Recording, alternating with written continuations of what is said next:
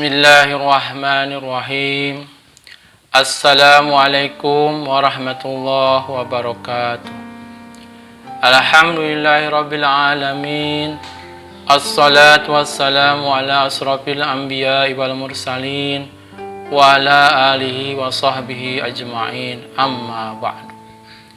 Puji dan syukur marilah kita panjatkan kehadirat Allah Subhanahu wa taala yang telah memberikan beribu-ribu kenikmatan kepada kita, sehingga kita dapat menjalankan ibadah saum di hari ke-14 ini dalam keadaan sehat walafiat insya Allah. Salawat dan salam semoga tercurah limpahkan kepada junjungan kita semua, Habibana wa Nabiyana Muhammad sallallahu alaihi wasallam, kepada keluarganya, kepada sahabatnya, dan mudah-mudahan sampai kepada kita semua selaku umatnya. Amin ya Allah ya Rabbal Alamin. Pada kesempatan ini, insya Allah saya akan menyampaikan materi tentang estimasi berakhirnya masa pandemi COVID-19. Sebelum masuk ke pembahasan, kita sangat prihatin atas wabah COVID-19 di seluruh dunia ini yang mengakibatkan kematian ribuan orang dan kehidupan sosial tidak lagi dapat berjalan normal. Mari kita berdoa kepada Allah dan seraya memohon kepadanya semoga wabah ini segera berakhir dan kehidupan bisa berjalan dengan normal kembali. Dan kepada para korban akibat penyakit ini, semoga Allah melimpahkan rahmat kepadanya dan keluarga yang ditinggalkan diberi ketabahan. Amin ya Allah ya Rabbal Alamin. Para pemirsa yang dirahmati Allah Subhanahu wa taala, ada kasus yang mudah diramalkan. Seperti misalnya pertanyaan berapa suhu udara besok? Saya yakin mudah ditebak. Apakah besok hujan? 2 dekade yang lalu sangat mudah ditebak. Saat ini, kadang dugaan kita meleset. Climate change atau perubahan iklim dijadikan kambing hitam. Selanjutnya, berapa total positif COVID-19 besok? Berapa kasus baru besok? Kapan pandemi COVID-19 berakhir? Pertanyaan-pertanyaan ini sangat menarik perhatian hampir semua orang belakangan ini. Dari perspektif ilmu statistika, ada 3 faktor yang menentukan mudah tidaknya suatu kasus untuk diramalkan. Yang pertama adalah faktor pengetahuan tentang proses dasar dari kasus tersebut. Yang kedua adalah faktor ketersediaan data. Dan yang terakhir adalah faktor ada tidaknya feedback dari hasil ramalan kita terhadap yang diramalkan. Baiklah, kita bahas satu persatu. Faktor pertama, seberapa dalam kita memahami faktor-faktor yang berkaitan dengan kasus tersebut. Ketika kita mengetahui semua faktor yang mempengaruhi, maka peramalan akan menjadi sangat mudah. Begitu juga ketika proses dasar dari suatu kasus diketahui dan memungkinkan dibuat model matematiknya, maka peramalan juga akan mudah dilakukan. Namun, apabila proses dasar dari kasus tersebut tidak diketahui atau terlalu rumit, maka kesulitanlah yang akan kita hadapi. Para statistikawan dapat mencari jalan keluar biasanya dengan melakukan pencarian pola data masa lalu dan melakukan ekstrapolasi beberapa periode ke depan melalui apa yang disebut dengan model time series. Baik buruknya ramalan dari cara ini bergantung kepada 2 hal. Pertama adalah adanya data historis yang valid, data masa lalu yang bagus, dan yang kedua adalah kejadian di masa depan mempunyai pola yang sama dengan masa lalu.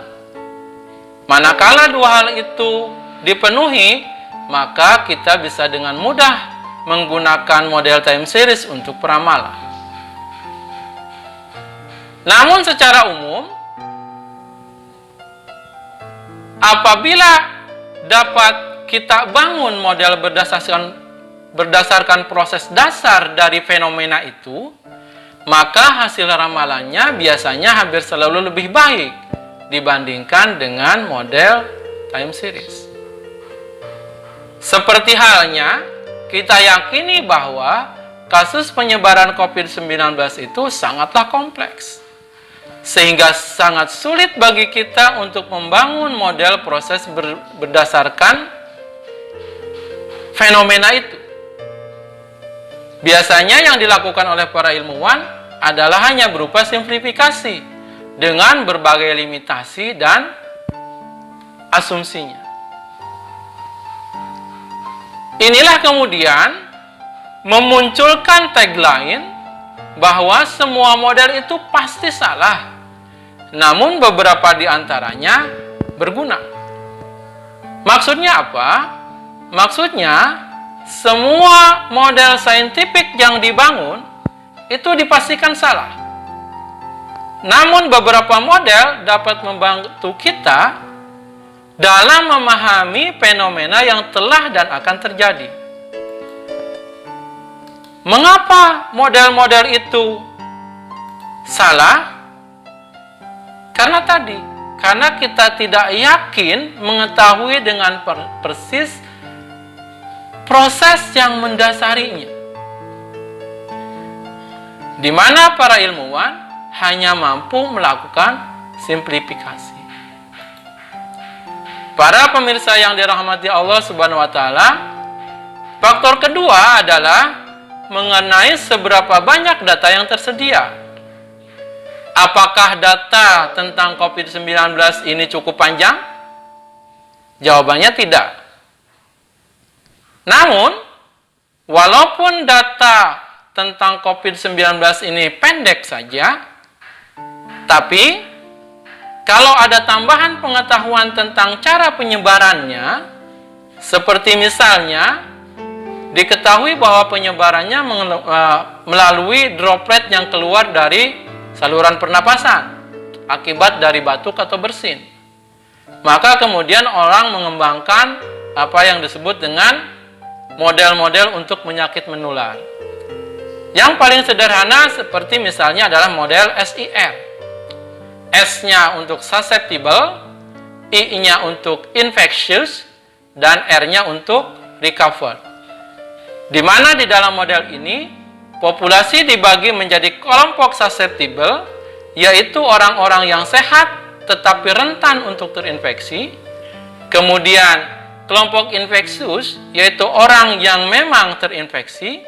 Dan kelompok recover, yaitu orang yang sembuh. Dengan menggunakan model SIR ini,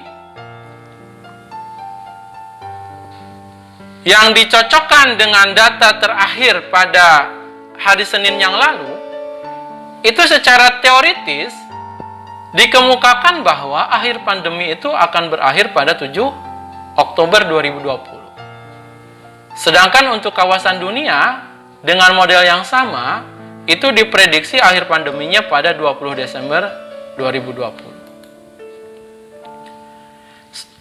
Pengembangan dari model SIR ini sangat banyak, bergantung kepada skenario dari proses dasar penyebarannya. Seperti misalnya, dilatar belakangi oleh adanya keraguan tentang data yang dirilis pemerintah, kemudian muncul model SIRU. Di situ dengan menambahkan komponen U, yaitu unreported cases. Adanya data yang tidak terlaporkan.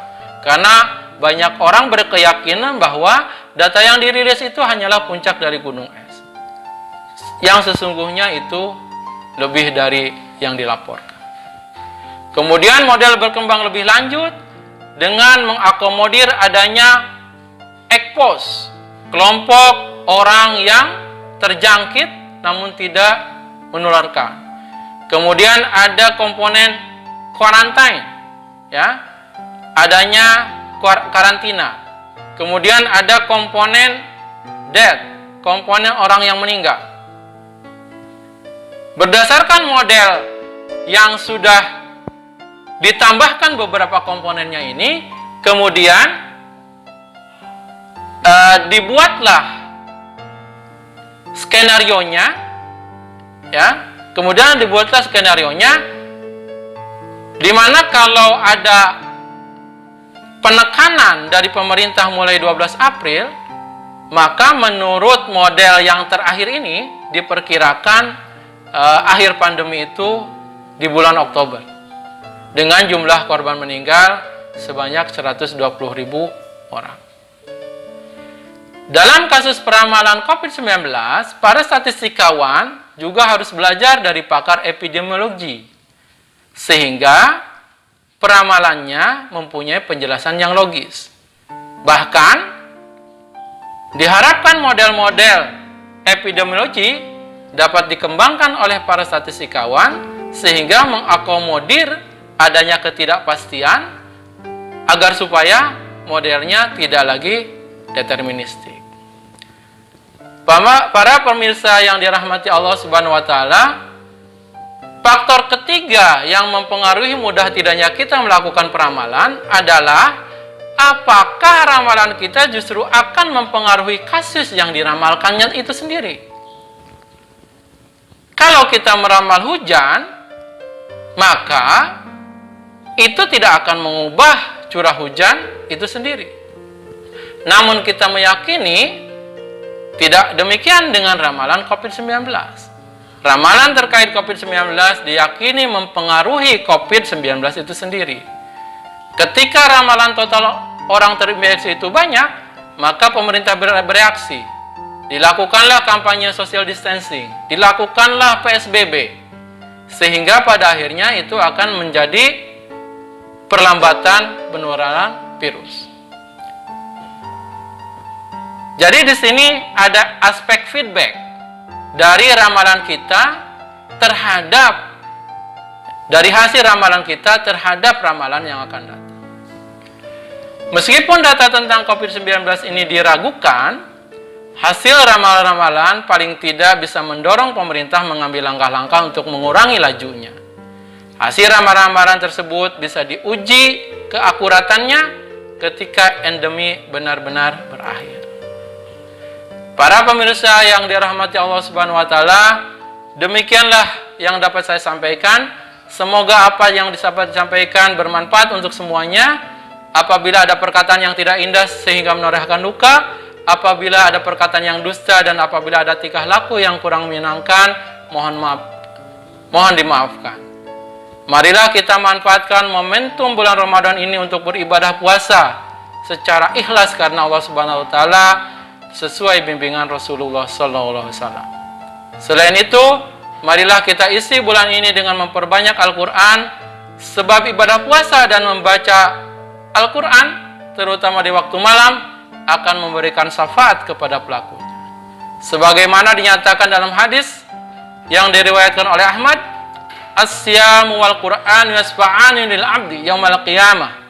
Yaqulu as-siyam ay rabbi manatu ta'ama wa sahawata bin nahar fasaffi'ni fi wa yaqulu al-Qur'an manatuhun nauma bil lail fasaffi'ni fi qala fayusrafa'ani. Artinya, puasa dan membaca Al-Quran memberikan syafaat kepada seorang hamba pada hari kiamat. Puasa berkata, ya Tuhanku, akulah yang mencegahnya dari makan dan syahwat pada waktu siang, maka terimalah syafaatku untuknya. Amalan membaca Al-Quran pun berkata, akulah yang mencegahnya untuk tidur pada waktu malam, maka terimalah syafaatku untuknya. Kemudian syafaat keduanya pun diterima. Demikianlah. Wassalamualaikum warahmatullahi wabarakatuh.